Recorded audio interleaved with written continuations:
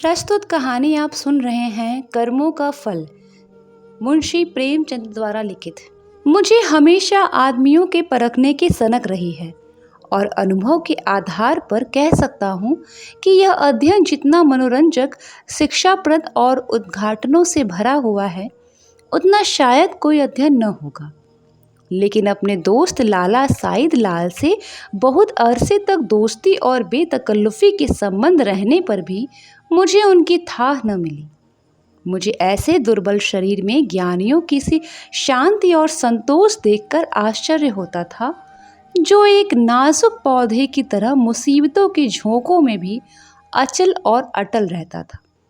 जो वह बहुत ही मामूली दर्जे का आदमी था, जिसमें मानव कमजोरियों की कमी न थी।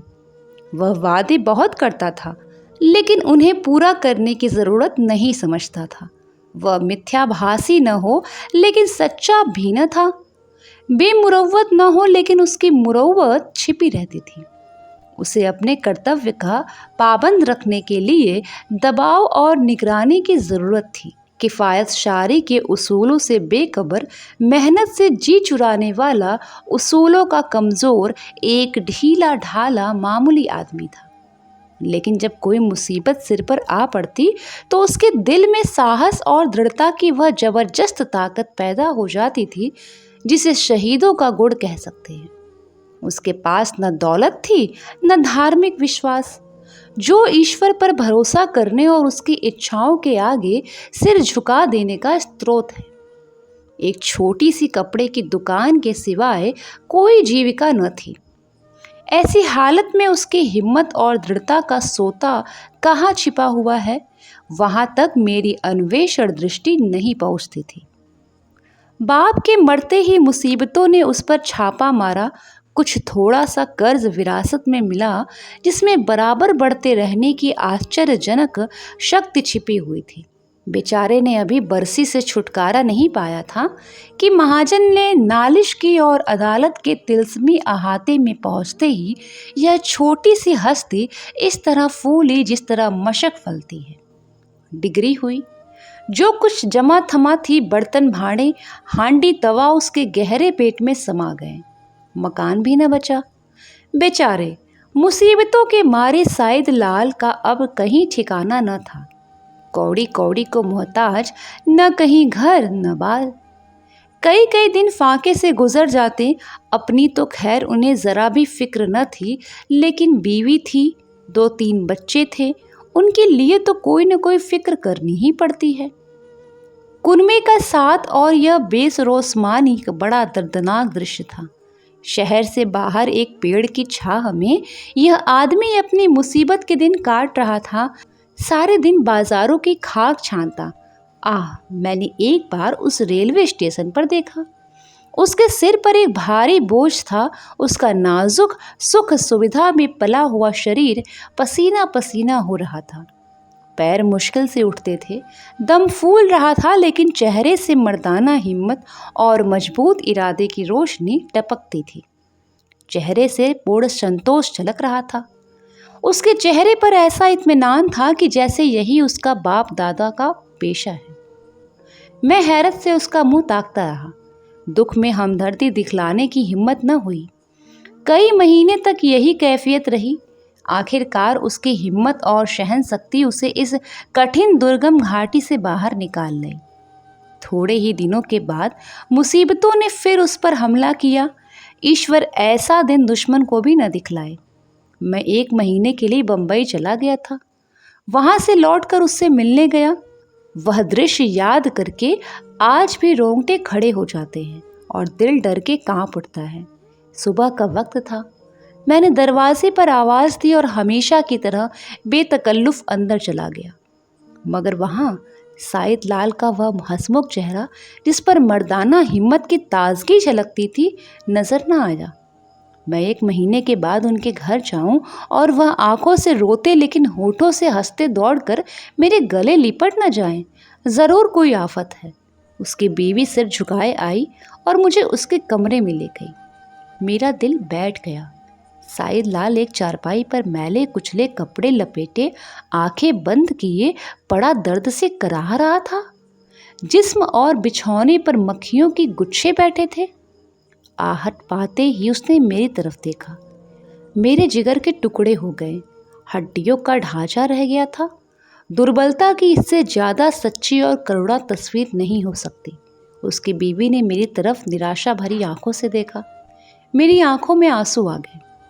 उस सिमटे हुए ढांचे में बीमारी को भी मुश्किल से जगह मिलती होगी, जिंदगी का क्या जिक्र।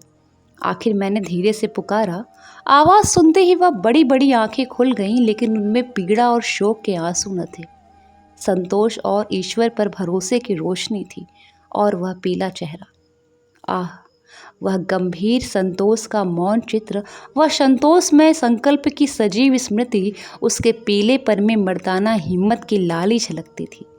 मैं उसकी सूरत देखकर घबरा गया। क्या यह बुझते हुए चिराग की आखिरी झलक तो नहीं है? मेरी सहमी हुई सूरत देखकर वह मुस्कुराया और बहुत धीमी आवाज में बोला, तुम ऐसे उदास क्यों हो? यह सब मेरे कर्मों का फल है। मगर कुछ अजब बदकिस्मत आदमी था।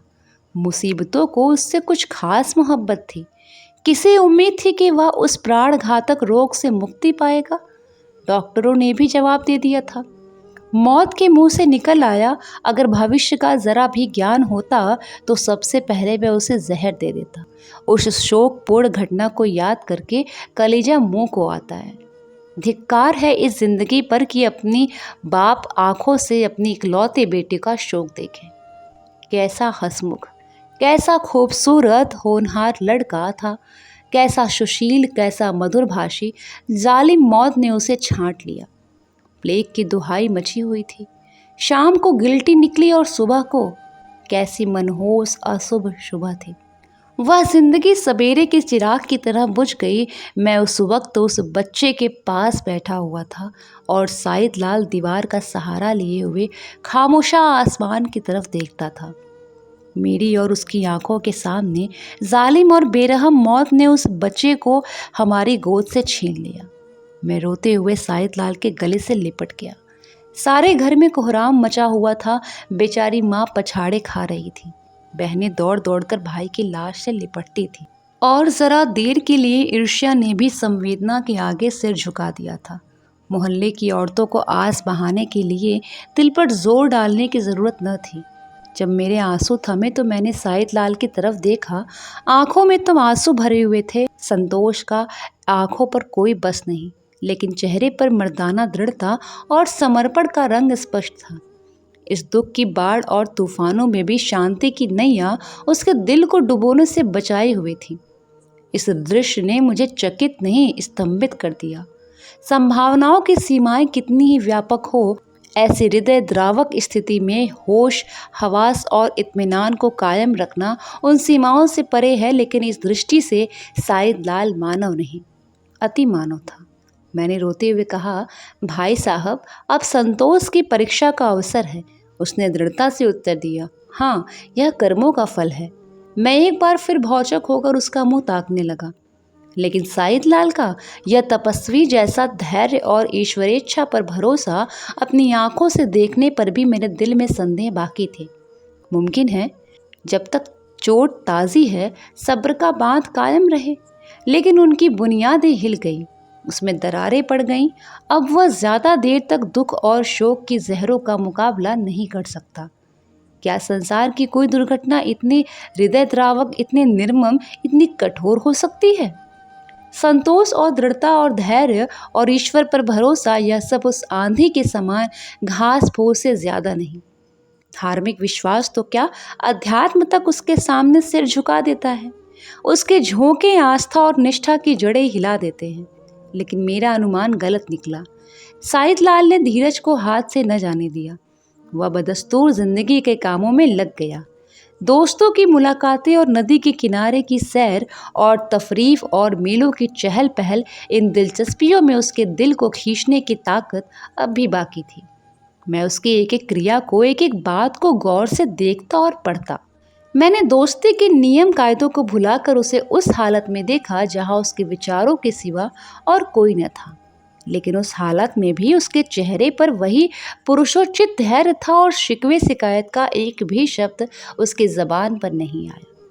इसी बीच मेरी छोटी लड़की चंद्रमुखी निमोनिया की भेंट चढ़ गई। दिन के धंधे से फुर्सत पाकर जब मैं घर पर आता और उसे प्यार से गोद में उठा लेता तो मेरे हृदय को जो आनंद और आत्मिक शक्ति मिलती थी उसे शब्दों में नहीं व्यक्त कर सकता। उसकी अदाएं सिर्फ दिल को लुभाने वाली नहीं, गम को भुलाने वाली थी।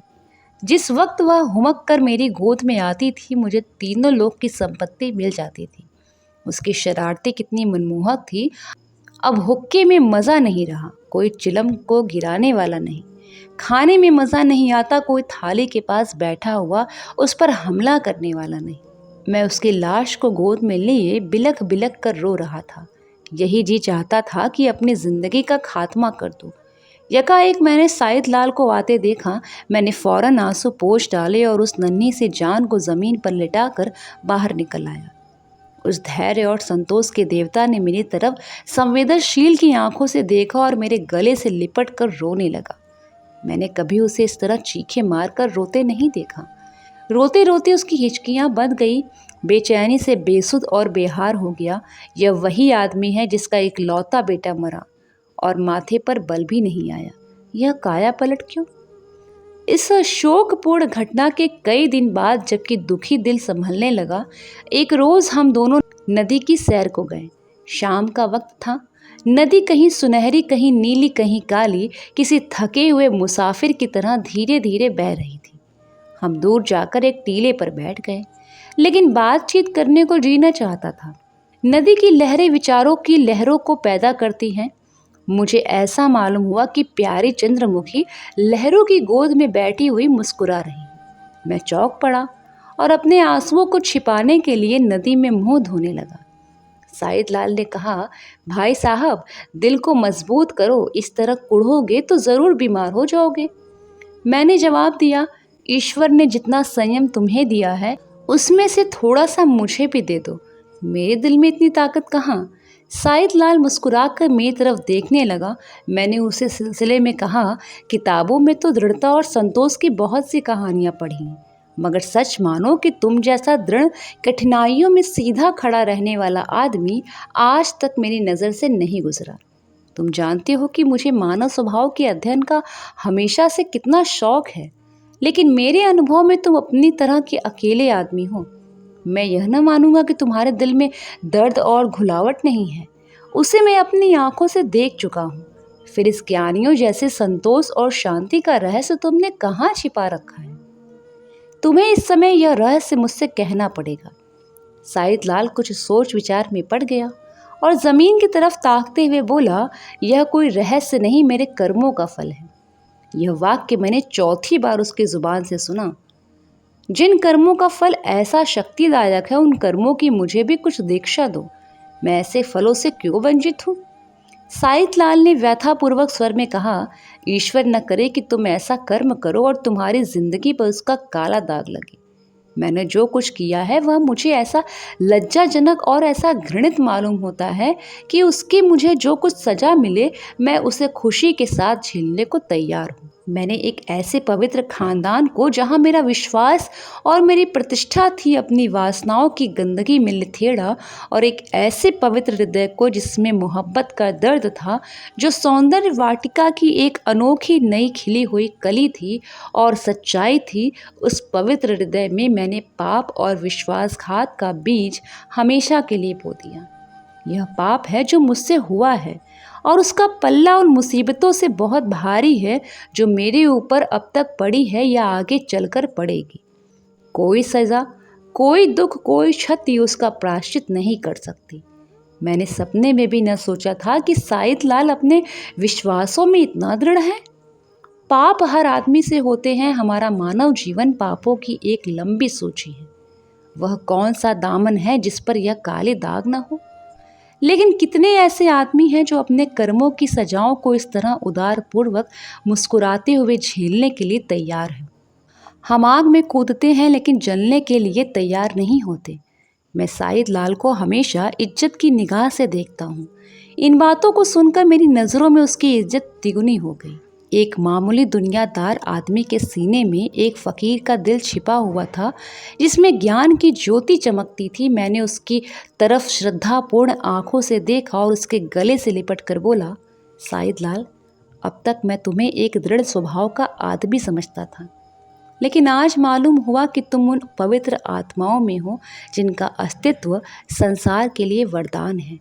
तुम ईश्वर के सच्चे भक्त हो और मैं तुम्हारे पैरों पर सिर झुकाता हूँ।